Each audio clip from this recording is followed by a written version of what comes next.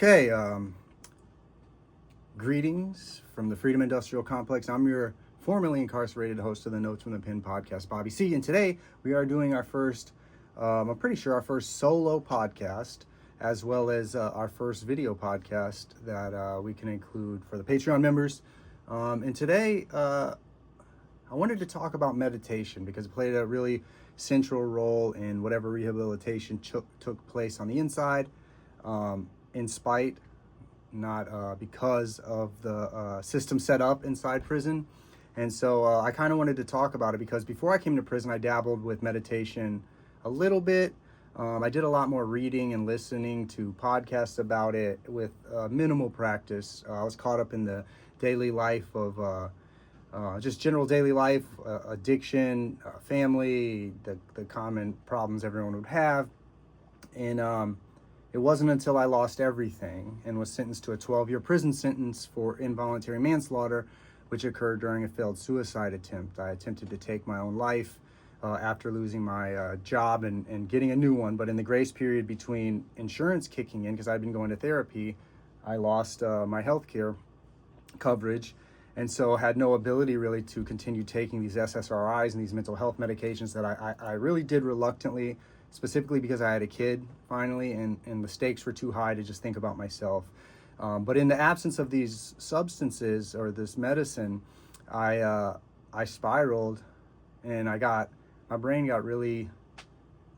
just spiraled, and my brain wasn't working properly. I was very fatalistic, and I was experiencing a lot of despair, psychic and personal and mental turmoil, all the things you might expect. And for listeners who've been around a while, all the pebbles that have been listening to the Notes from the Pen podcast for a while, forgive me because I plan on posting this video for anyone else who could use a little help when it comes to things like meditation and self-care and stuff. So I found myself suddenly in an observation tank wearing one of those suicide vests. They're called Bam Bam suits. And I woke up from surgery because the gun misfired twice when I was handling it. I was intoxicated and it blew my hand apart as well. So I had to go get surgery. So I'm in this cell and they had me on suicide watch. So I spent 3 weeks in complete and total isolation. Once every week, a psychiatrist would come by and talk to me through the little flap they put your tray through. And basically I was left there to fend for myself in every way, pretty much, but especially psychically and mentally and all that stuff. So in those 3 weeks, it didn't even take 3 weeks, immediately upon waking up in this place, I knew that I had to do something different.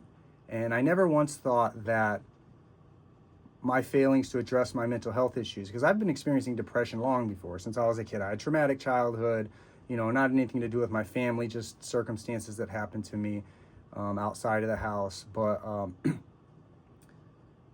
my failure to address those led to a consequence that I didn't even imagine in a million years could happen.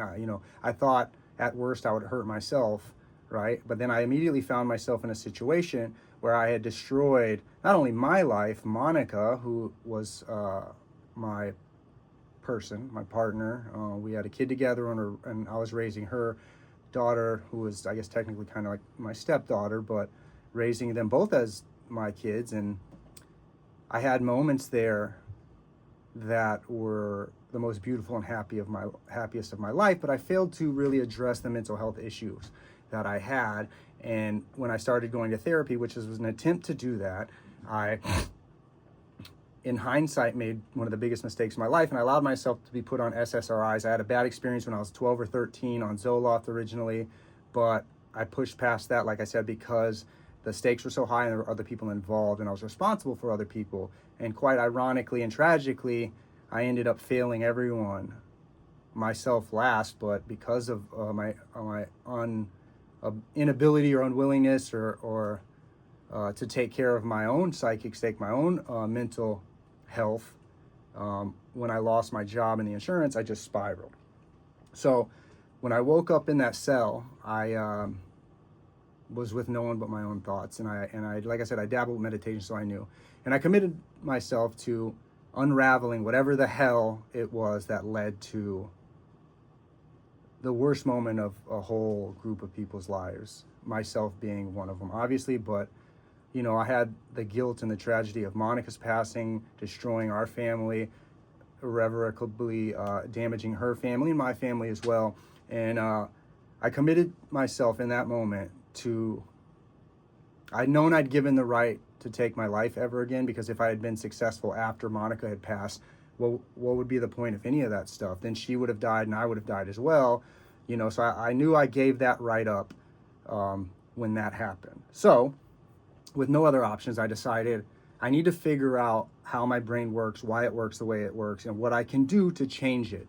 So right there in that cell, I started meditating every day. There's nothing else to do. There was no TV. There was nothing. There was no window, anything, right? It's a tiny little shed size kind of a room with a little longer than a square shed, but you know, with block wall and some neon lights, horrendous neon lights above. And I didn't have a real blanket. I had the same material that was my blanket as the ripstop Bam Bam suit that I was wearing. And so I started meditating every day, right? And that was the beginning of my journey into unraveling what was going on in my mind. And I've always been a self-reflective, self-analytical person, but I'd never taken a true, dedicated practice of daily meditation to understand and observe. And luckily, I knew enough about meditation to get started. So I wanted to talk about meditation, what it is, the positive abilities it can provide, and kind of how it saved not just my life, but it helped my family a lot too, because obviously they were worried about me and stuff. But it gave me a new perspective, it gave me an understanding, and it gave me a new mission that eventually, without it, there would have been none of the accomplishments I made. And I don't say this in a grandiose, egotistical way. I say this to say it was only after addressing my problems, which is not, to be clear, isn't a one-time thing. It's a perpetual thing you have to continue doing. And there have been lapses along the way. I did 12 years in prison, and they weren't all that, you know, a steady practice. And I would feel the detriment when I got out. Now, I've been out for about 3 months after being in prison for 12 years.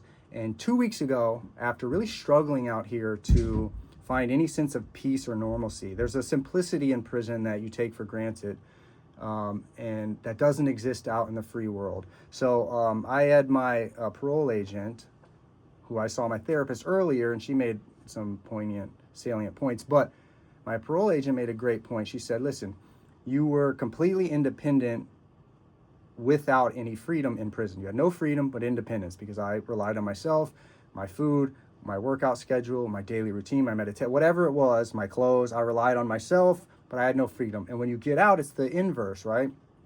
You have freedom, but because you've been in prison so long, you have to rely on everybody, because my license has been suspended forever. It was suspended years before I got locked up, and I've already spent, you know, almost $3,000 trying to rectify it. Not all the to mention, because it was suspended in Florida. I won't get into all that, but I knew that I had to figure something out, right? So when I started meditating, I started having all these realizations and revelations. But out here, I didn't meditate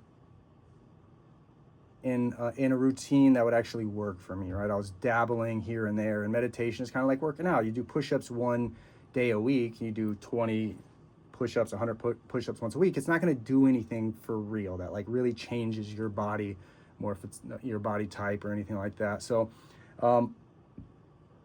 2 weeks ago, I turned to my partner Ray and I told her, I need to start meditating every day, and I need you to hold me accountable. And since then, I've also said I need to work out every day as well. But it's been 2 weeks now that I've been meditating. I missed 1 day in between. Well, I worked out, but I missed 1 day in between. But I've done, I started with 10 minutes in the morning, but it's been 2 weeks now. And this morning's meditation was the first time that I really hit the zone that I became familiar with after I got locked up. And the zone meaning, when I say zone, I mean, I hit my higher self. I entered my higher self. I abandoned, I was able to see through the self-deception and the really single-pointed, limited perspective of being in your your lower self, where you're thinking selfishly. Everything is about what's going on with you, how's it going, what's going on now, am I entertained now, am I, and I was seeing progress, but today was the first day where I did a full meditative practice, and I started at 10 minutes and have moved up to 17, in between 15 and 20 now. And I wanted to get on here today to talk about what meditation had done for me, how it works, and why it's important to do. And on the inside, I would meet people, and I was very judicious with my time who I would spend it with. And when I would come across someone, because I was my story of why I landed in prison is very personal to me, but I knew it was a duty of mine to share it if it could help someone, right? It's too personal for me to just talk with about everybody, which is why I haven't done a lot of it on the podcast. I've talked about it, people know, but it's a very personal thing. It's a very traumatic thing, but I knew, as uncomfortable as that sharing that is or was, I knew that I had to do it. It was incumbent on me to try to infuse as much positivity after what I had caused, but also to help prevent, if at all possible, what happened to me from happening to anybody else, right? So along this way, I couldn't tell my story with how I became healthier and more centered and had made progress in my journey without including meditation. So it took years for me to kind of perfect, and it's still not there, but to perfect, not my pitch. I'm sorry, there's noise up here because, as I said, we're all dependent on other people, and this isn't my house. My sister was gracious enough to let me stay here while I get everything figured out and all that stuff. So there are kids up there, there are people up there, and this kind of goes hand in hand with some of the stuff I'm talking about. The point is, I was forced to kind of try to figure out how to describe meditation from the knowledge I had previously from reading and continued to do so, but also my personal experience with it, where the roadblocks come in, why so many people stop after a few sessions. And I thought I wanted to come on here today to kind of share some of this stuff with you guys. Water's important. So one of the things that happens, a lot of people are turned away from meditation for various reasons, right? They think it's difficult. They've maybe tried it once for 10 minutes and didn't see immediate results, and they kind of gave up on it, right? Even Ray doesn't really I'm still in the process of trying to get her to start meditating on a daily practice, because we share a lot of the same mechanisms and perspectives of the way our brains work. So I wanted to share some of that with you on the inside, because I spent a lot of time thinking about it, learning on my own, and I like to think if I have any ability, it's in communicating kind of complex ideas or subject matter in a way that's digestible. So I'm just gonna, before I give my pitch, I want to say this, and then I'm going to tell you kind of what I think about meditation and how to do it, and what you should expect, and the benefits of it should you push through the resistance that all of us have that's ego-based. Meditation saved my life. Meditation allowed me to live in my own head in a way that permitted me, that without it I wouldn't have been able to do it, but permitted me to tell my story, to continue further my mission of trying to help as many other people who might be, if there's one person that felt like me that could have landed in my position and would have attempted to kill themselves, that can learn from me, and they don't do it because of something I said, not directly, but that might have led them to an internal journey that kind of helps them figure these things out, then it's all worth it. All the shit's worth it, right? And for those of you that are new, after I started meditating and becoming centered, it's been a lifelong progress since then, or a journey since then. But I just wanted to rattle off some egotistical, as they're going to come off. But this is just to say that without meditation, without finding myself, and without being able to live in my own head, none of these things would have happened, right?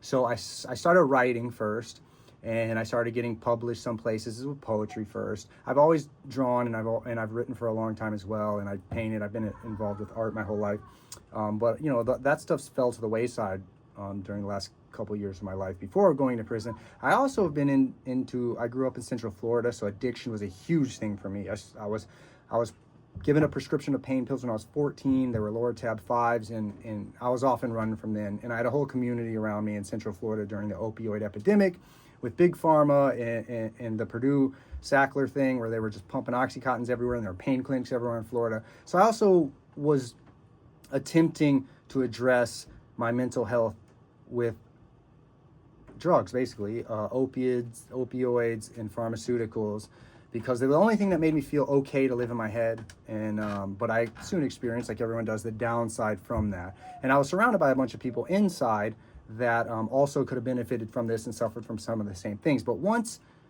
I found myself, and I don't mean I was instantly cured. Meditation doesn't work like that. It's this perpetual thing you always have to do, just like working out. That's the analogy I like to use, because if you stop, you can still get fat and overweight and die from a heart attack. You know, it's the thing you have to constantly maintain. But if you don't know how to work out, where do you start? And I think that's what a lot of people deal with.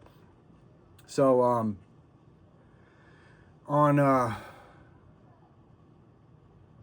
when I was on the inside, meditation allowed me to pursue other things that were both in line with my personal goals, but also with the ultimate higher goal of helping people. And so along the way, I started writing, became published, got back into art, started a podcast called Notes from the Pen. That's this. Ended up finding very surprising and kind of mind-blowing success. It was done from a prison phone with my co-host, who obviously had a mixer in a studio out in the world. And I don't know, we've done something like 400 episodes maybe. They're about an average of an hour long. I'm very proud of that. We reached a bunch of people. I met Doug Stanhope along the way. I name drop him all the time because it's just a point to show out. It's just a great example of, if you're focused, if you're doing the right thing, the universe seems to unfold to meet you. And in meeting my favorite comedian, becoming friends with him, and even after my first co-host dropped out, Doug stepped in and we did 30 episodes together from prison, where he co-hosted the Notes from the Pen podcast. The series is called The Comic and Convict, and it's available on Patreon, mainly all of them. Some of them I think are on Spotify and iTunes and those other places. And this is less bragging and more to say, look at the things you can accomplish if you get your shit together up here, right? I went on to be inducted into PEN America's Incarcerated Writers Bureau. I think there's 18 of us in the entire country. I wrote a novel. The podcast has listeners in 108 countries. The point is that there's still so much more I want to do, right? I wrote a screenplay. It made it to the Bull City Film Festival final judgment. I don't know if that's what it's called. I think it's a biblical thing, but it made it to the final table. I was shot down, or I didn't win, for probably my favorite reason of all the reasons you could. And it was that one of the 3 judges said, well, this is like too unbelievable. This stuff doesn't happen in prison. And it was because I wrote about a tablet, which we do have in prison.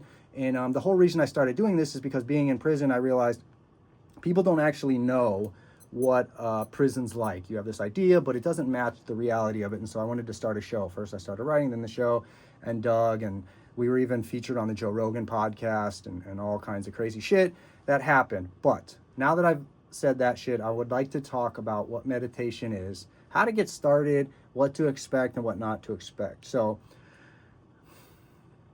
when I started meditating, the whole point of meditation is to quiet your monkey brain, right? Your average, it's the ego. They call it the ego. It's the voice inside your head that is constantly judging everything, good, bad, do this, don't do that, you look fat, this guy's an asshole, I like this, I don't like that, I categorize. That's the ego brain. Now, it's our monkey mind. It evolved for a reason. It was because we're tribalistic beings, and we needed to know who was on our side, who wasn't on our side. We have the most complex language that we know about. Maybe whales or dolphins have really complex shit too. But we have an ego, and so much of us live in our ego, which is our default setting. If you do nothing, you're basically driven by your ego. Now, everyone has different natural balances. Some people are, you ever meet those people who are naturally just ebullient and positive and compassionate and all these things? And do you meditate? No. What the fuck?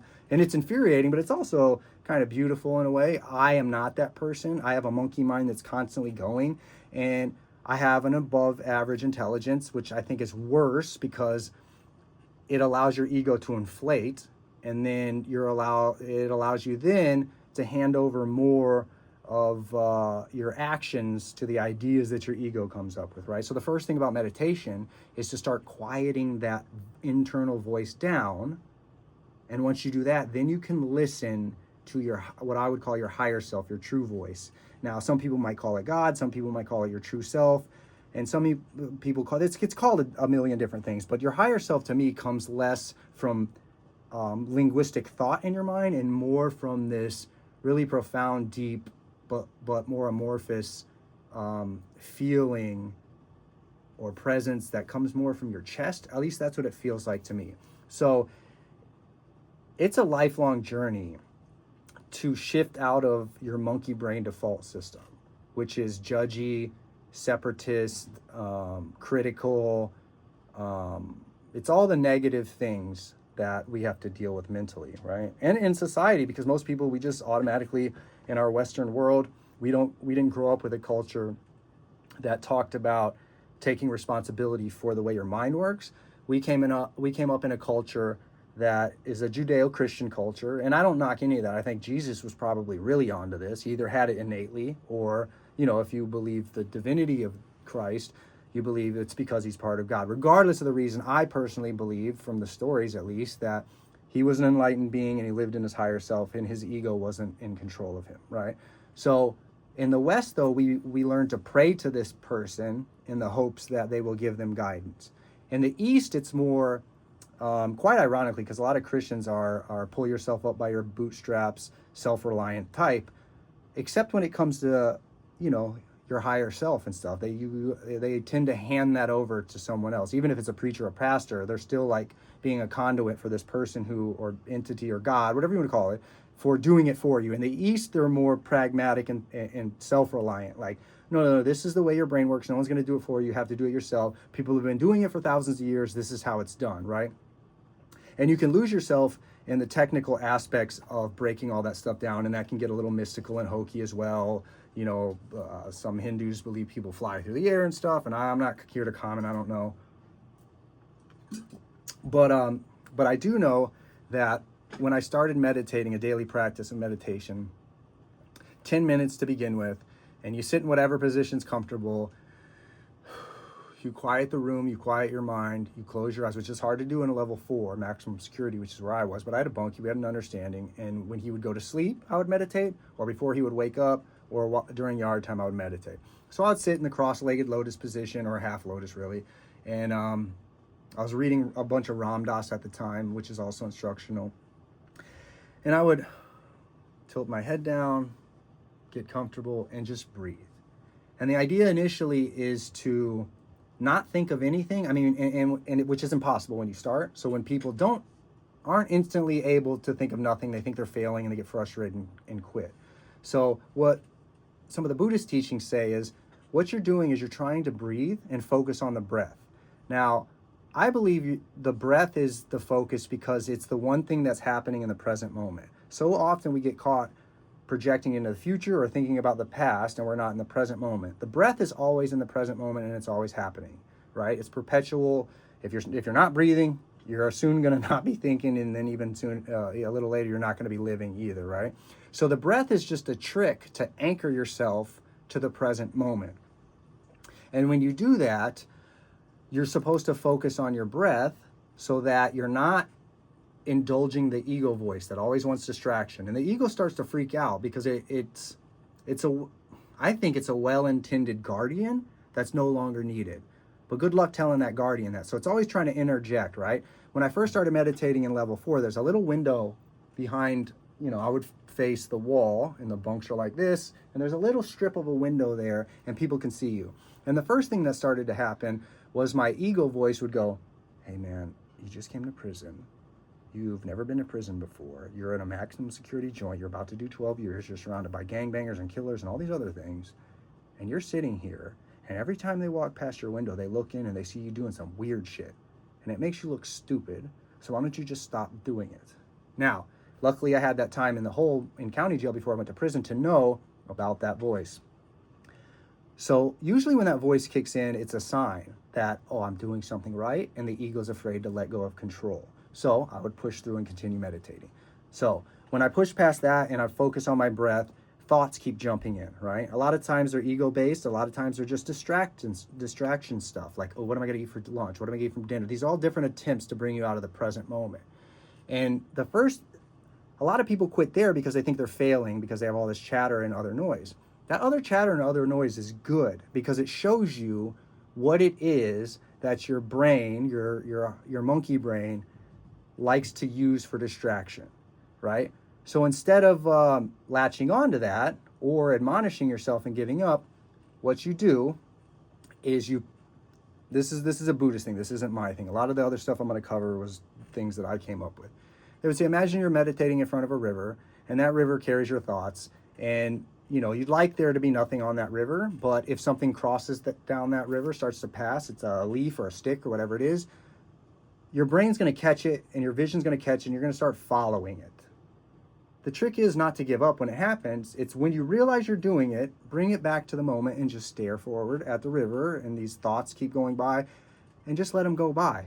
Recognize them, don't judge them, don't judge yourself, just let them go by and then come back to the present moment. Now, when you first start, there's leaf, rock, stick, bird, the fucking dead otter floating by, whatever it is, and it's really hard to do. The longer you do it, the more time you have in between shit floating by.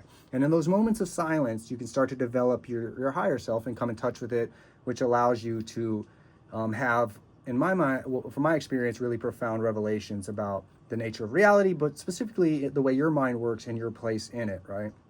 And so when I would I would talk to people about this and they'd want to know how to do it. I was still learning and still am, and would tell them about meditation, and I'd see them the next day and they'd say, yeah, I tried it a couple times, nothing happened, and then they'd be done with it, right? So I ended up coming up, I think in analogies. So I realized that your monkey mind is kind of like a puppy, a little puppy you have on a leash by your side, and you're trying to train it when you first start meditating. You're trying to get it to your right leg in heel position, right? And when you first start, it's just running all over the place, and you constantly have to use the leash to pull it back to that position. Now, eventually, it'll sit there for a second, but then a butterfly will go by, and then it'll run and chase it. Now, what you don't do is take the leash off and say, all right, puppy, I'm done with you, get the fuck out of here. No one's going to do that, or unless you're a psychopath. And what you also don't do is beat the shit out of the puppy and scare the shit out of it and fuck it up mentally and make it sit there. What you do is you use the leash and you pull it back to your side and say heel, and then it'll chase something else. You pull and say heel, heel, heel, heel, heel. Eventually, it will learn to heel for longer periods of time and not be distracted by lower stimulus or distractions. And when you get that puppy to heel, and only when you get that puppy to heel, and in the metaphor, this is not being distracted and not chasing thoughts, it's in those moments when the puppy's in heel, and only after you've trained it to do that, that you can start teaching it tricks. And by tricks, I mean the positive forward momentum progress you can gain in your life and the way your mind works through meditation, right? So don't beat the shit out of the puppy. Don't kick the puppy. Don't judge the puppy. Don't let the puppy off the leash. Keep working with it, because eventually it will learn to stay in heel, which is you training it. And then you can teach it to lay down, roll over, fetch, shake hands, chase chickens off your yard, get on your Insta, whatever it is, right? And so that would be my initial introduction to people who are just starting. A lot of people give up. And they need to understand that your monkey mind, in addition to chasing things and wanting to be distracted and to remain in control, your ego, which is, part of the reason your monkey mind acts the way it does, and it's part and parcel of it. I had to come up with another analogy to explain ego to someone who's never thought about this or read about this or any of this stuff. And I looked at it like this, that you're in a car. The car is your life, your body, your existence. Your ego, when you start out, your ego's behind the wheel and it's driving you. It's driving you around. And when you start meditating, you're going to get resistance from your ego, because it's like you're sitting in the passenger seat and the ego's driving and it knows where to go, and you have to trust it, and it's going to take you places. The problem is it's not really ever taking you any place good. It's bad neighborhoods, it's shitty traffic, it's congestion, bad weather, all these things. And when you start trying to take control of the wheel, the ego says, it'll start compromising with you. And it goes on in your head. So this is yourself talking to yourself, right? And you need to learn to differentiate these motivating voices in your head. So the ego will say, Yeah, no. You do need to learn to drive. I know. This is your car, and you do need to learn to drive, and I want you to, but you're not really ready yet. And then you keep meditating, keep pushing, and it's clear you're more ready. And then the ego will say, okay, listen. Well, I messed it up. It starts out with you. No, it does. I'm sorry.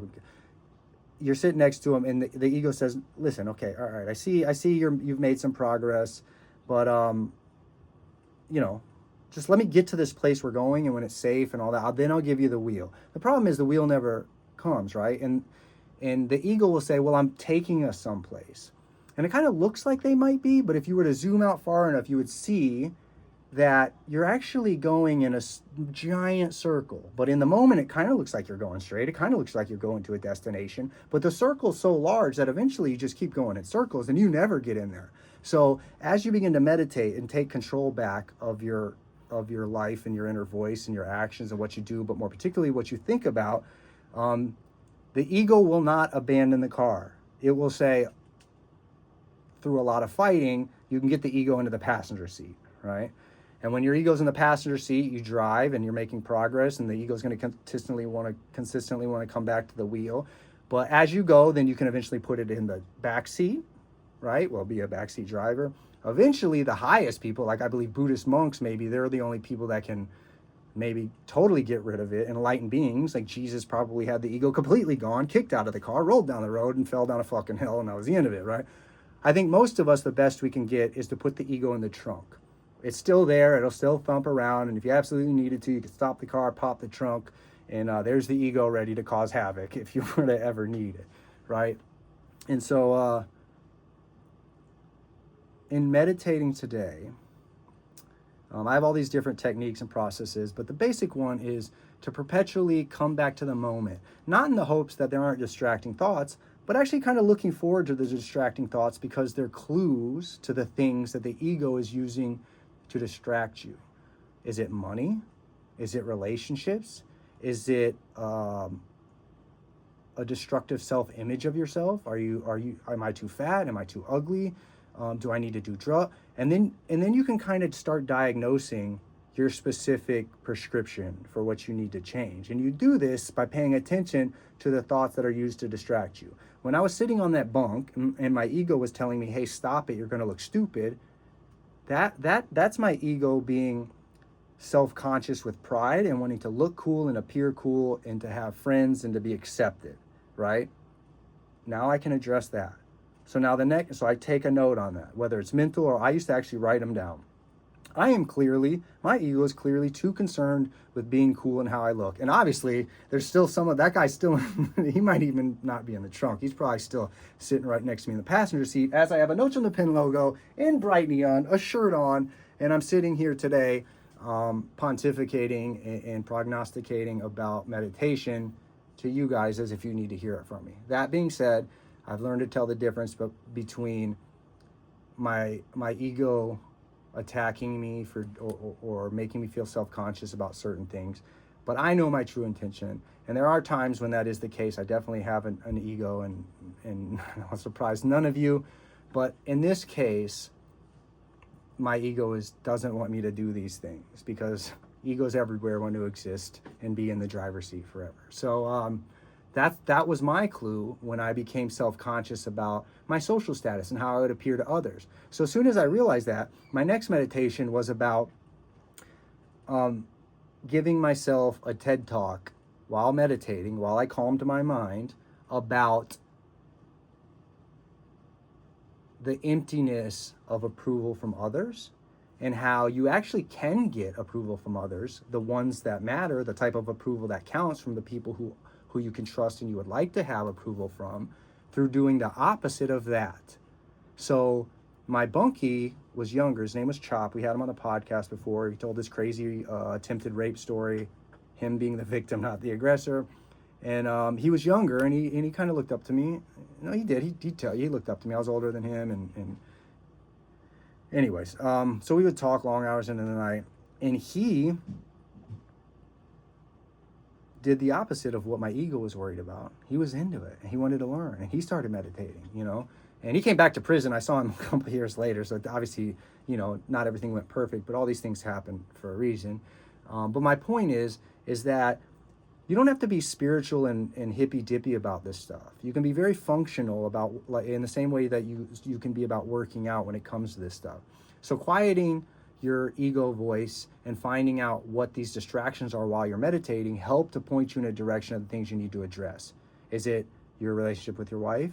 Is it not enough money? And then you can start deconstructing those things through meditation, and they become less of a guiding influence on you and more of something that don't completely go away, but more of something that is an aspect of your life, but not a controlling one. It doesn't control the rudder to your boat. It's part of the wind in it, and that's about it.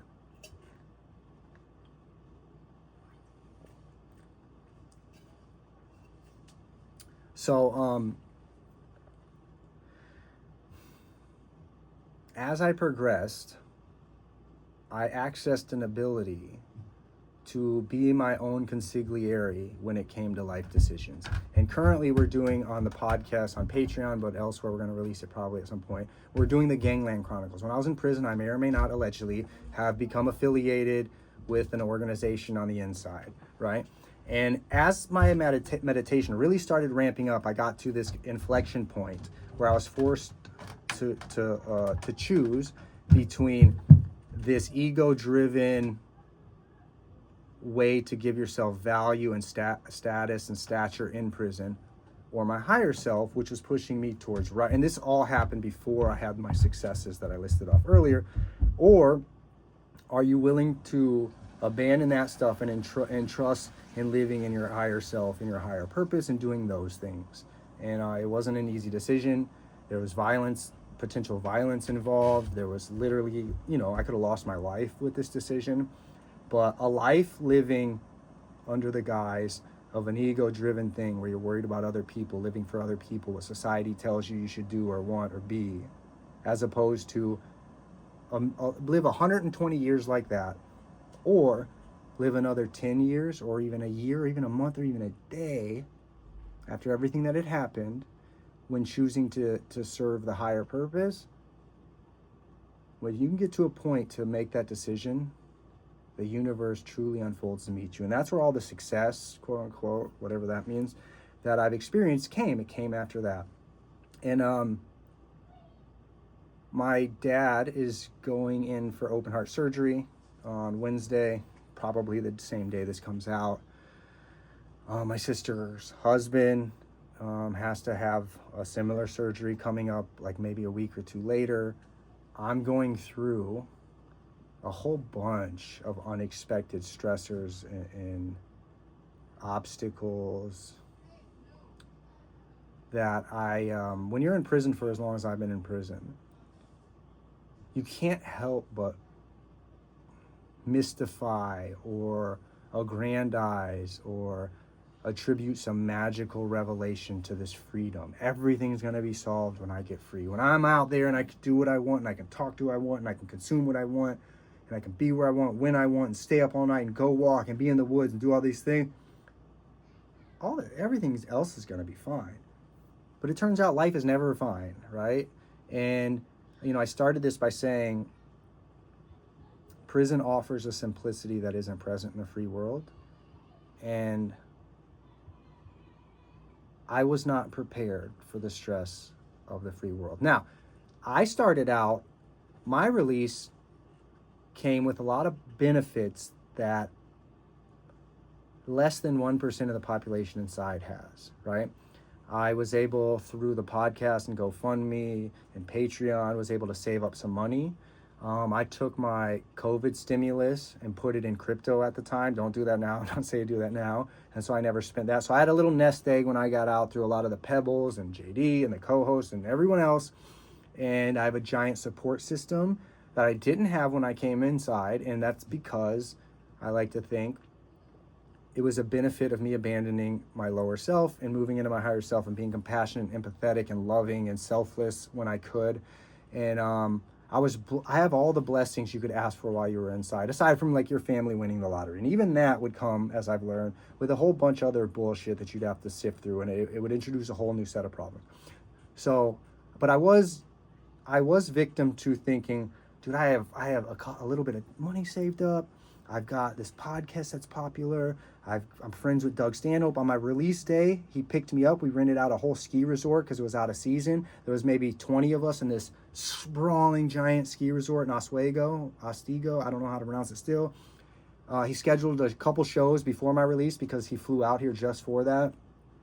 And then we did a show, and I opened for my favorite comedian on my release day, maybe 5 hours after I got out of prison after 12 years. I opened for him. I won't say I killed. People say that. I don't think it's true. I did well, though, after not having done stand-up for a very long time. And my partner, Ray, was waiting for me. I have a beautiful woman, a beautiful partner. I have a loving, amazing family. I have support. I have, I have everything you could want or need getting out. But one thing those people can't address or help me with is the mental distress of being released at my age after doing that much time. And that involves everything from learning how to use a phone. Luckily, I was blessed enough to have an iPhone 16 waiting on me when I got out. But learning to use social media, learning to use these devices, trying to get my license back after 12 years, being in public and not being ready for being crowded around people and the different subculture niceties or the way people operate out in the free world is very different from the inside. I have my own bath. Like, my parole agent, really summarized it perfectly. And there are so many moving parts, so many factors. I'm so far behind the 8 ball when it comes to doing all that time and being gone for so long. And I'm a quick learner, but society has changed completely. I don't know how to use Netflix and all these other streaming services. I don't know how to use the 2 remotes for it. I have to learn that. Not to mention the like I said, with the driver's license thing, renting my own place where the cheaper, more affordable apartments don't rent to felons, don't rent to people on parole, figuring all the living situation out, the driving situation out, being dependent on people, that makes me uncomfortable because I was so independent on the inside for so long. I'm not saying this to whine. I'm saying this to say that I had every advantage you could have getting out. Not when I went in, but I developed them along the way through meditation, all this stuff. All these beautiful things came to me or were available to me. And I was in the 1% of privileged people getting out. And I am struggling like I haven't struggled until the first maybe year that I got locked up, or even shorter. And it's very surprising, very unexpected. And this is why I turned to Ray and said, I need to start meditating every day. Because as I was going to sleep in this half dream state, it's damn near a psychic experience if you're paying attention. And I almost had this conversation with God or my higher self, whatever you want to call it. And I just had this revelation. You know what to do. You've done it inside. You have to do it now. It's just like working out. Do not complain that you're not in shape if you're not working out and eating right. So you have to start meditating. I turned to Ray the next morning and said, it was actually at night before we went to bed. I said, I have to start meditating every single day. Every day without a doubt. No excuses, no nothing. Now I have this one day. There's a whole bunch of shit going on. It's still no excuse. But I'm 2 weeks in of meditating nonstop. The meditations have gotten better. The first couple are great. You feel like this is going to be the best thing ever. And then it peters off. And I know that I've done it enough. No, you have to push through, and that you will eventually get to this other place. And it's not going to be like snorting an Oxycontin or anything like that. It's going to be a slow but much more profound growth. And it's not gonna go in a linear line. It's gonna go up and down and dip and all this stuff. But if I could ever give advice to one person, it's the one way I survived life. It's the one way I avoided any suicide attempt going forward and knew it was abandoned forever. It's the one thing that allowed me to survive prison and whatever succeeding in prison means. I did it.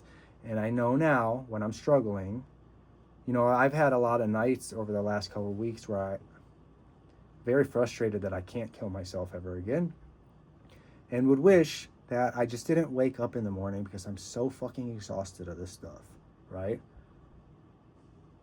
I kept waking up. So until someone else decides to intervene, I have to do what I know works. So I started meditating again. and I'm experiencing the positivity, productivity, and just all the benefits of it. It doesn't come easy like anything worth having. It does not come easy. You have to work for it. And especially with this, no one can do it for you. Money, someone can help you. Your family can help you. You can find money. No one can do this for you but you. And I promise you this, it will be difficult at the beginning. You're going to experience all these different ways where life, society, and your inner voice tries to stop you, kids upstairs, from continuing this progress, because the ego never wants to let go of the wheel. You have to take it from him or her. And your puppy, quite naturally, is not going to just sit and heal. You have to train it. But I promise you, if you do, you will understand yourself. You will understand your place in society. You will understand your role in life, family, job, whatever it is, so much better. And in my opinion, if you can push past the resistance, it will be the most beneficial thing you've ever done in your life. And we weren't able to put out a podcast last week, or we did, but then we had some technical or creative difficulties with the person I was doing it with, and they wanted clearance and all this stuff. So I said, just pull it. And then the stuff is going on with Mama C and Pops. So, I just wanted to get on here and just talk to you guys directly. And this is the first video one we're going to do. We're going to see how it works. Maybe I'll use little clips or whatever. But yeah, I just wanted to check in with you guys and thank you guys, because whether you started out reading my material first and then came along later and started listening, and everyone who reached out to me and told me their story and their connection to the show and the podcast, and especially the ones who didn't as well. Like, I know you're out there. I can see through the numbers you guys are out there. And I just wanted to say thank you so much. You've been a huge part of my journey. You've been a major part of keeping me on the rails when shit got tough, knowing that I had comrades or fellow pebbles or just other human beings willing to listen, and that I wasn't alone when it got toughest. I'll owe you guys forever for that. And many of you will go unknown. You don't all reach out. I know I used to listen to podcasts even before prison, and I didn't reach out to anyone about it. And so I just wanted to thank you guys a lot. And Ray's waiting upstairs. The family's running around. We're gonna go watch football today. But I didn't want to do any of that before I came down here after meditation to talk to you guys about some of this stuff. We can cover some of this stuff more if you guys want to reach out on Patreon or Notes from the Pen on any social media platform and submit questions or ask, or just connect with me personally. Feel free to do so. We love you. On behalf of myself, Mama C, and all the Pebbles, all you listeners in all 108 countries, you psychopaths, you weirdos, you nuts, you amazing, weird, strange human beings, we love you. To Ray, to Neem Karoli Baba, to Ram Das, Richard Alpert, Timothy Leary, Malcolm Gladwell, all the people that helped me kind of establish my intellectual sphere and my base of knowledge on the inside. At every moment of your life, at every circumstance and every station of your being, there are going to be equal parts, if you're lucky, usually it's even more imbalanced, there are going to be equal parts positivity and negativity. Our natural inclination is to focus on the negative, and it's understandable. Right now I'm getting incoming call. I don't know if that's messing up this thing we're doing. So this is a great example. I'm not going to let him get me mad because I just been talking. It would make me a hypocrite. The point is, I'll call him back later. So when the negative shit comes in, it's on you to sift through the bullshit, because that's the stuff that the ego is going to put right up in front of you. It's part of an evolutionary biology and the way our brain's formed. Sift through that and find the positive, no matter how small or minute or isolated it is, and focus on that. Blow on that ember until it turns to something larger, and you can see around you, and you can illuminate your surroundings, and then you can find more of that stuff. So it takes effort to focus on the positive, but it really works. And I know this sounds hippie and hokey dokey, but we love you. We are forever indebted, me personally, to you. So yeah, I hope this helps some people. If not, fuck you. Fuck off. I'm only halfway kidding. I love you. Be safe. Be smart. Get that puppy and heal. Take the wheel back. We love you, and we are gone.